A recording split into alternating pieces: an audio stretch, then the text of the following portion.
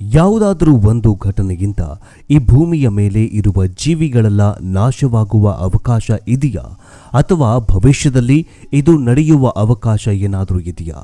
ಹಿಂದೆ ತುಂಬಾ ಬಾರಿ ಪ್ರಳಯ ಬರುತ್ತೆ ಅಂತ, ಅದು ಬಂದ ನಂತರ ಭೂಮಿಯ ಮೇಲೆ ಇರುವ ಜೀವರಾಶಿ ನಾಶವಾಗಿ ಹೋಗುತ್ತೆ ಅಂತ ತುಂಬಾ ಬಾರಿ ನಾವು ಕೇಳಿದ್ದೇವೆ. ಆದರೆ ಆ ಡೇಟ್ ಮತ್ತು ಟೈಮ್ ದಾಟಿ ಹೋದ ನಂತರ ಇದೆಲ್ಲ ಸುಳ್ಳು, ಇದೆಲ್ಲ ನಡೆಯೋದಿಲ್ಲ ಅಂತ ಅಂದುಕೊಂಡಿದ್ದೇವೆ. ಆದರೆ ಇತ್ತೀಚೆಗೆ ಮತ್ತೊಂದು ಬಾರಿ ಪ್ರಳಯದ ಹೆಸರು ಕೇಳಿ ಬರ್ತಾಗಿದೆ. ಆದರೆ ಈ ಬಾರಿ ಹೇಳ್ತಾ ಇರುವುದು ಜ್ಯೋತಿಷಿ ಆಗಿರಬಹುದು ಅಥವಾ ಯಾವುದಾದ್ರೂ ಪುರಾತನವಾದ ಕ್ಯಾಲೆಂಡರ್ ಅಲ್ಲ. ಅಂತರಿಕ್ಷೆಯನ್ನ ಸಂಶೋಧನೆ ಮಾಡ್ತಾ ಇರುವ ನಾಸಾನೇ ಇದರ ಬಗ್ಗೆ ಭವಿಷ್ಯವನ್ನ ನುಡಿದಿದೆ. ಆದ್ದರಿಂದ ಇದರ ಬಗ್ಗೆ ಡೀಪ್ ಆಗಿ ರಿಸರ್ಚ್ ಕೂಡ ಮಾಡ್ತಿದ್ದಾರೆ.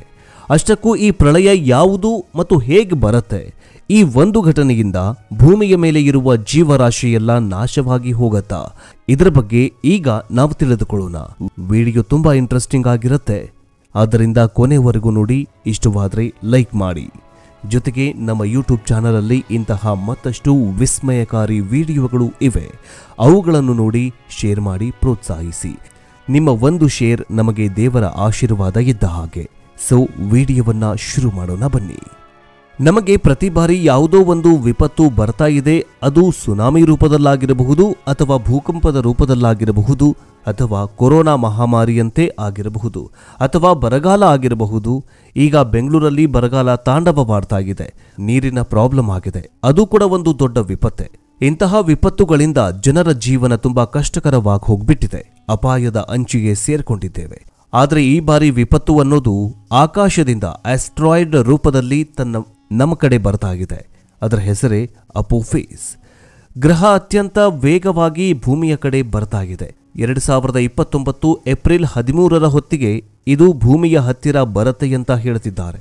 ಒಂದು ವೇಳೆ ಊಹೆ ಮಾಡಿದ ಸಮಯದಲ್ಲಿ ಭೂಮಿಯನ್ನ ಡಿಕ್ಕಿ ಹೊಡೆದ್ರೆ ಈ ಆಸ್ಟ್ರಾಯ್ಡ್ ಅಥವಾ ಕ್ಷುದ್ರಗ್ರಹ ಮನುಷ್ಯರು ಊಹಿಸಲಾಗದ ಭಾರಿ ವಿಪತ್ತು ಸಂಭವಿಸುತ್ತೆ ಅಂತ ವಿಜ್ಞಾನಿಗಳು ಹೇಳಿದ್ದಾರೆ. ಅಷ್ಟಕ್ಕೂ ಈ ಹೊಸ ಆತಂಕ ಏನು ಅನ್ನೋದನ್ನ ವಿವರವಾಗಿ ನೋಡೋಣ. ಅಪೋಫೀಸ್ ಆಸ್ಟ್ರಾಯ್ಡ್ ಅನ್ನೋದು ಒಂದು ಟೈಮ್ ಬಾಂಬ್ ಇದ್ದಂತೆ. ಇದು ಯಾವಾಗ ಸ್ಫೋಟವಾದರೂ ಅದು ಒಂದು ಭಯಾನಕವಾಗಿ ವಿಪತ್ತಾಗಿ ಬದಲಾಗುತ್ತೆ. ನಮ್ಮ ಸೌರಮಂಡಲದಲ್ಲಿ ತುಂಬಾ ಗ್ರಹಗಳು ಇದೆ, ಸೂರ್ಯನೂ ಇದ್ದಾನೆ, ಚಂದ್ರನಂತಹ ನ್ಯಾಚುರಲ್ ಸ್ಯಾಟಲೈಟ್ಗಳು ಕೂಡ ಇವೆ. ಅಷ್ಟೇ ಅಲ್ಲ, ನಮ್ಮ ಸೌರಮಂಡಲದಲ್ಲಿ ಛಿದ್ರವಾದ ಲಕ್ಷಾಂತರ ಕಲ್ಲುಗಳು ಕೂಡ ಇವೆ. ಆದರೆ ಇವೆಲ್ಲ ನಮ್ಮ ಸೌರಮಂಡಲಕ್ಕೆ ಹೇಗೆ ಬಂದವು ಅಂತ ತಿಳಿಬೇಕು ಅಂದರೆ ಬಿಗ್ ಬ್ಯಾಂಗ್ ಥಿಯರಿ ಬಗ್ಗೆ ತಿಳಿದುಕೊಳ್ಳಬೇಕು.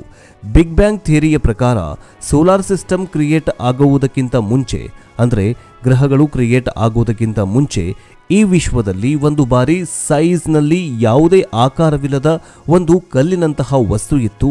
ಅದಕ್ಕೆ ಒಂದು ಕಡೆ 1000 ಡಿಗ್ರಿ ಟೆಂಪರೇಚರ್, ಮತ್ತೊಂದು ಕಡೆ -ಡಿಗ್ರಿ ಟೆಂಪರೇಚರ್ ಇತ್ತು. ಆದರೆ ಒಂದು ಬಾರಿ ಇದು ಇದ್ದಕ್ಕಿದ್ದಂತೆ ಸ್ಫೋಟವಾಗಿ ಹೋಗುತ್ತೆ. ಇದರಿಂದ ಇದು ಪೀಸ್ ಆಗಿ ವಿಶ್ವವೆಲ್ಲ ವ್ಯಾಪಿಸಿಬಿಡತ್ತೆ. ಈ ಪೀಸ್ಗಳಿಂದ ಸೃಷ್ಟಿಯಾದ ನಮ್ಮ ಸೋಲಾರ್ ಸಿಸ್ಟಮ್, ಅಂದರೆ ಈ ಪೀಸ್ಗಳಿಂದಲೇ ನಮ್ಮ ಗ್ರಹಗಳು ಕ್ರಿಯೇಟ್ ಆಗಿವೆ. ಕ್ಷುದ್ರ ಗ್ರಹಗಳು ಸೂರ್ಯನ ಸುತ್ತ ಪರಿಭ್ರಮಿಸುವ ಕಲ್ಲಿನ ವಸ್ತುಗಳಾಗಿದ್ದು, ಇದು ಗ್ರಹಗಳಿಗಿಂತ ಚಿಕ್ಕದಾಗಿದೆ. ಅವುಗಳನ್ನು ಸಣ್ಣ ಗ್ರಹಗಳು ಅಂತ ಕರೆಯಲಾಗುತ್ತೆ. ಈವರೆಗೆ 9,94,383 ಕ್ಷುದ್ರ ಗ್ರಹಗಳನ್ನು ಪತ್ತೆ ಮಾಡಲಾಗಿದೆ. ಕ್ಷುದ್ರ ಗ್ರಹಗಳನ್ನು 3 ವರ್ಗಗಳಾಗಿ ವಿಂಗಡಣೆ ಮಾಡಲಾಗುತ್ತೆ. ಮೊದಲನೇದಾಗಿ ಮಂಗಳ ಮತ್ತು ಗುರು ಗ್ರಹಗಳ ನಡುವಿನ ಮುಖ್ಯ ಕ್ಷುದ್ರ ಗ್ರಹಗಳ ಬೆಲ್ಟ್ ಅಂತ ಕಂಡುಹಿಡಿಯಲಾಗಿದೆ. ಇವು 1.1 ನಿಂದ 1.9 ಮಿಲಿಯನ್ ಕ್ಷುದ್ರ ಗ್ರಹಗಳ ನಡುವೆ ಇರುತ್ತೆ ಅಂತ ಅಂದಾಜು ಮಾಡಲಾಗಿದೆ.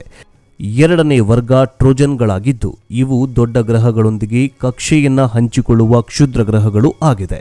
ಗುರು, ನೆಪ್ಚೂನ್ ಮತ್ತು ಮಂಗಳ ಟ್ರೋಜನ್ಗಳ ಉಪಸ್ಥಿತಿಯನ್ನ ನಾಸಾ ವರದಿ ಮಾಡಿದೆ. 2011ರಲ್ಲಿ ಭೂಮಿಯ ಟ್ರೋಜನ್ ಅನ್ನ ಸಹ ವರದಿ ಮಾಡಿತು. ಇನ್ನು ಮೂರನೇದಾಗಿ ಭೂಮಿಯ ಸಮೀಪವಿರುವ ಕಕ್ಷೆಗಳನ್ನು ಹೊಂದಿರುವ ನಿಯರ್ ಅರ್ತ್ ಕ್ಷುದ್ರ ಗ್ರಹಗಳು.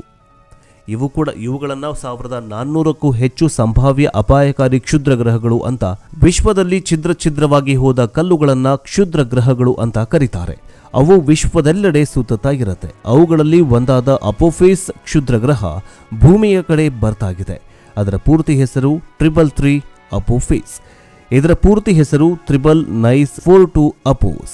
ವಿಶ್ವದಲ್ಲಿರುವ ಬೇರೆ ಕಡೆಗಳಿಂದ ನಮಗೆ ಯಾವುದೇ ತೊಂದರೆ ಇಲ್ಲ, ಆದರೆ ಈ ಒಂದು ಆಸ್ಟ್ರಾಯ್ಡ್ ನಮ್ಮ ಭೂಮಿಯ ಕಡೆ ಬರ್ತಾ ಇರೋದೇ ಒಂದು ದೊಡ್ಡ ಅಪಾಯ.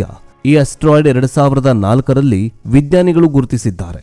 ಈಗ ಇದು ನಮ್ಮ ಭೂಮಿಯ ಕಡೆಗೆ ಸುಮಾರು 1.6 ಆಸ್ಟ್ರೋನಾಮಿಕಲ್ ಯೂನಿಟ್ ಅಂದರೆ 24,91,63,820 ಕಿಲೋಮೀಟರ್ ದೂರದಲ್ಲಿ ಇದೆ. 2029ರಲ್ಲಿ ಇದು ಭೂಮಿಯ ಕಡೆಗೆ ಸುಮಾರು 31,000 ಕಿಲೋಮೀಟರ್ ಹತ್ತಿರ ಬರುತ್ತೆ. ಇದು ಎಷ್ಟು ಸೈಜ್ನಲ್ಲಿ ಇರುತ್ತೆ ಅಂದರೆ ಸುಮಾರು 3.5 ಫುಟ್ಬಾಲ್ ಗ್ರೌಂಡ್ನಷ್ಟು ಇರಬಹುದು ಅಂತ ಅಂದಾಜು ಮಾಡಿದ್ದಾರೆ ವಿಜ್ಞಾನಿಗಳು. ಇತ್ತೀಚೆಗೆ ಇದರ ವೇಗ ಕೂಡ ಜಾಸ್ತಿ ಆಗಿದೆ. ಇದರ ವೇಗದ ಆಧಾರದ ಮೇಲೆ 2029 ಏಪ್ರಿಲ್ 13ರಂದು ಇದು ಭೂಮಿಗೆ ಹತ್ತಿರಕ್ಕೆ ಬರುತ್ತೆ ಅಂತ ಹೇಳಿದ್ದಾರೆ. ಇದು ಭೂಮಿಯನ್ನ ಡಿಕ್ಕಿ ಹೊಡೆಯುವುದಕ್ಕೆ 2.7% ಅವಕಾಶ ಇದೆ ಅಂತ ಹೇಳುತ್ತಿದ್ದಾರೆ. ಒಂದು ವೇಳೆ 2029ರಲ್ಲಿ ಇದು ತಪ್ಪಿಸ್ಕೊಂಡ್ರೆ 2036ರಲ್ಲಿ ಈ ಒಂದು ಘಟನೆ ಮತ್ತೆ ಮರುಕಳಿಸುವ ಸಾಧ್ಯತೆ ಇದೆ. ಅದರಲ್ಲೂ ಇಲ್ಲೂ ಕೂಡ ತಪ್ಪಿಸ್ಕೊಂಡ್ರೆ 2068ರಲ್ಲಿ ಇದು ಭೂಮಿಯನ್ನ ಡಿಕ್ಕಿ ಹೊಡೆಯುವ ಅವಕಾಶ ಇದೆ ಅಂತ ಹೇಳಿದರು. ಒಂದು ವೇಳೆ ಇಲ್ಲಿ ತಪ್ಪಿಸಿಕೊಂಡ್ರು 2036, 2068ರಲ್ಲಿ ಇದು ಪಕ್ಕ ಹೊಡೆಯುತ್ತೆ ಅಂತ ಹೇಳಿದ್ದಾರೆ. ಇನ್ನು 2029 ಏಪ್ರಿಲ್ 13ರಂದು ಭೂಮಿಗೆ ಇದು 31,000 ಕಿಲೋಮೀಟರ್ ದೂರದಿಂದ ಹಾದು ಹೋಗುತ್ತೆ. ಇದು ದೊಡ್ಡ ಕ್ಷುದ್ರಗ್ರಹ, ಭೂಮಿಗೆ ಇಷ್ಟು ಹತ್ತಿರದಲ್ಲಿ ಹಾದು ಹೋಗ್ತಾ ಇರುವ ಮೊದಲ ಕ್ಷುದ್ರಗ್ರಹ ಅಂತ ಹೇಳಲಾಗಿದೆ. ಇದೇನಾದ್ರೂ ಭೂಮಿಗೆ ಬಂದ್ರೆ ಏನಾಗತ್ತೆ? ಇದು ಪ್ರಳಯವನ್ನ ತರುವ ಅವಕಾಶವನ್ನ ಹೊಂದಿರೋದ್ರಿಂದ ಇದಕ್ಕೆ ಅಫೋಫಿಸ್ ಅಂತ ಹೆಸರಿಟ್ಟಿದ್ದಾರೆ. ಪ್ರಾಚೀನ ಪುರಾಣಗಳ ಪ್ರಕಾರ ಅಫೋಫಿಸ್ ಅಂದ್ರೆ ದೆವ್ವದ ರೂಪದಲ್ಲಿರುವ ಹಾವು ಅಂತ ಹೇಳಲಾಗುತ್ತೆ. ಈ ರೀತಿ ಇದು ಭೂಮಿಗೆ ಒಂದು ದೊಡ್ಡ ಭೂತವಾಗಿ ಬದಲಾವಣೆಯಾಗಿದೆ. ಇಷ್ಟು ವೇಗದಲ್ಲಿ ಬರ್ತಾ ಇರುವ ಭೂಮಿಯನ್ನ ಡಿಕ್ಕಿ ಹೊಡೆದ್ರೆ ಅತಿ ಭಯಂಕರವಾದ, ಮಾನವನು ಊಹೆ ಮಾಡೋದಕ್ಕೂ ಕೂಡ ಅಸಾಧ್ಯ, ಅಷ್ಟು ಭೀಕರ ರೂಪ ಪಡೆದುಕೊಳ್ಳುತ್ತೆ. ಭೂಮಿ ಸರ್ವನಾಶವಾಗಿ ಹೋಗುತ್ತೆ. ಆದರೆ ಈ ರೀತಿ ಭೂಮಿಯನ್ನ ಡಿಕ್ಕಿ ಹೊಡೆಯದೇ ಇರೋ ಈ ರೀತಿ ಮಾಡಬೇಕು ಅಂದ್ರೆ ಏನ್ ಮಾಡಬೇಕು ಅನ್ನೋದು ಕೂಡ ಪರಿಶೋಧನೆಯನ್ನ ಮಾಡಿದ್ದಾರೆ ನಾಸಾದವರು. ನಾಸಾ ಒಂದು ಸ್ಪೇಸ್ ಕ್ರಾಫ್ಟ್ ಅನ್ನ ಅಂತರಿಕ್ಷಕ್ಕೆ ಕಳುಹಿಸಿ ಒಂದು ಕ್ರಾಸ್ ಟೆಸ್ಟ್ ಮಾಡಿದೆ. ಈ ಕ್ಷುದ್ರಗ್ರಹದ ಬೆನ್ನು ಸ್ಯಾಂಪಲ್ ಅನ್ನ ಕೂಡ ಕಲೆಕ್ಟ್ ಮಾಡಿದೆ. ಇದೇ ರೀತಿ ಸ್ಫೋಟ ಮಾಡುವುದಕ್ಕೆ ಕೆಲವು ಪರಿಶೋಧನೆಗಳನ್ನು ಕೂಡ ಮಾಡಿದ್ದಾರೆ. ಇದೇ ರೀತಿ ಅಮೆರಿಕಾದಲ್ಲಿರುವ ಒಂದು ಯೂನಿವರ್ಸಿಟಿ ಈ ಒಂದು ಕ್ಷುದ್ರಗ್ರಹದ ಬಗ್ಗೆ ಸಂಶೋಧನೆಯನ್ನ ಮಾಡ್ತಾ ಇದೆ. ಇದು ಭೂಮಿಯನ್ನ ಡಿಕ್ಕಿ ಹೊಡೆಯುವ ಅವಕಾಶ ಎಷ್ಟರ ಮಟ್ಟಿಗೆ ಇದೆ ಅನ್ನೋದನ್ನ ಕೂಡ ಕ್ಯಾಲ್ಕುಲೇಟ್ ಮಾಡಿದ್ದಾರೆ. ಇದರ ರಿಸರ್ಚ್ ಪ್ರಕಾರ ಇದು ಭೂಮಿಯನ್ನ ಡಿಕ್ಕಿ ಹೊಡೆಯುವುದು ಅವಕಾಶ ತುಂಬಾ ಕಮ್ಮಿ ಇದೆ ಅಂತ ಗೊತ್ತಾಗಿದೆ. 2029ರಲ್ಲಿ ಮಾತ್ರವಲ್ಲ, ಮುಂದಿನ 100 ವರ್ಷಗಳಲ್ಲಿ ಇದು ಭೂಮಿಯನ್ನ ಡಿಕ್ಕಿ ಹೊಡೆಯುವ ಅವಕಾಶ ತುಂಬಾ ಕಮ್ಮಿ ಇದೆ ಅಂತ ಹೇಳುತ್ತಿದ್ದಾರೆ. ಅಷ್ಟೇ ಅಲ್ಲ, ಇದು ಪ್ರತಿ ವರ್ಷ ತನ್ನ ಕಕ್ಷೆಯಿಂದ 540 ಅಡಿಗಳ ಪಕ್ಕಕ್ಕೆ ಮೂವ್ ಆಗ್ತಾ ಇದೆ ಅಂತ ಸಂಶೋಧನೆಯಲ್ಲಿ ಹೇಳಲಾಗಿದೆ. ಒಂದೇ ಮಾತಲ್ಲಿ ಹೇಳಬೇಕಂದ್ರೆ ಅಂತರಿಕ್ಷದಲ್ಲಿ ನಡೆಯುವ ಕೆಲವು ವಿಷಯಗಳನ್ನು ನಾವು ಕ್ಯಾಲ್ಕುಲೇಟ್ ಮಾಡುವುದಕ್ಕೆ ಇಂದಿಗೂ ಕೂಡ ಸಾಧ್ಯವಾಗಿಲ್ಲ. ಯಾವ ಸಮಯಕ್ಕೆ ಏನಾಗಬೇಕು ಅದು ಈಗೂ ಕೂಡ ಯಾವ ಸಮಯಕ್ಕೆ ಏನು ಆಗಬೇಕು ಅದು ನಡೆಯುತ್ತೆ. ಅದನ್ನು ತಪ್ಪಿಸಲು ಯಾರಿಂದಲೂ ಕೂಡ ಸಾಧ್ಯವಿಲ್ಲ. ಒಂದು ವೇಳೆ ಭೂಮಿಯ ಮೇಲೆ ಇರುವ ಧರ್ಮವನ್ನ ನಾಶ ಮಾಡಿ ಹೊಸ ಧರ್ಮವನ್ನ ಸೃಷ್ಟಿಸಲು ಬರ್ತಾ ಇರುವ ಕಲಿಕೆ ಕೂಡ ಆಗಿರಬಹುದು. ಅಧರ್ಮ ಅನ್ನೋದು ಒಬ್ಬ ವ್ಯಕ್ತಿಯಲ್ಲಿ ಇದ್ರೆ, ಒಂದು ಪ್ರದೇಶದಲ್ಲಿ ಇದ್ರೆ, ಅದನ್ನ ನಾಶ ಮಾಡಲು ಭಗವಂತ ಮಾನವನ ರೂಪದಲ್ಲಿ ಅವತಾರವನ್ನ ಎತ್ತುತ್ತಾನೆ. ಆದರೆ ಭೂಮಿಯ ಮೇಲೆ ಅಧರ್ಮದಿಂದ ತುಂಬಿದ್ರೆ ಭಗವಂತನ ಆಯ್ಕೆ ಈ ರೀತಿ ವಿಭಿನ್ನವಾಗಿ ಕೂಡ ಇರಬಹುದು. ಇದರ ಬಗ್ಗೆ ನೀವೇನಂತೀರಾ? ನಿಮ್ಮ ಅಭಿಪ್ರಾಯಗಳನ್ನು ಕೂಡ ಕಮೆಂಟ್ ಮೂಲಕ ತಿಳಿಸಿ. ಓಕೆ ಫ್ರೆಂಡ್ಸ್, ಮುಂದಿನ ವಿಡಿಯೋದಲ್ಲಿ ಮತ್ತೆ ಸಿಗೋಣ. ಜೈ ಹಿಂದ್, ಜೈ ಕರ್ನಾಟಕ. ಎಲ್ಲರಿಗೂ ಶರಣು ಶರಣಾರ್ಥಿ.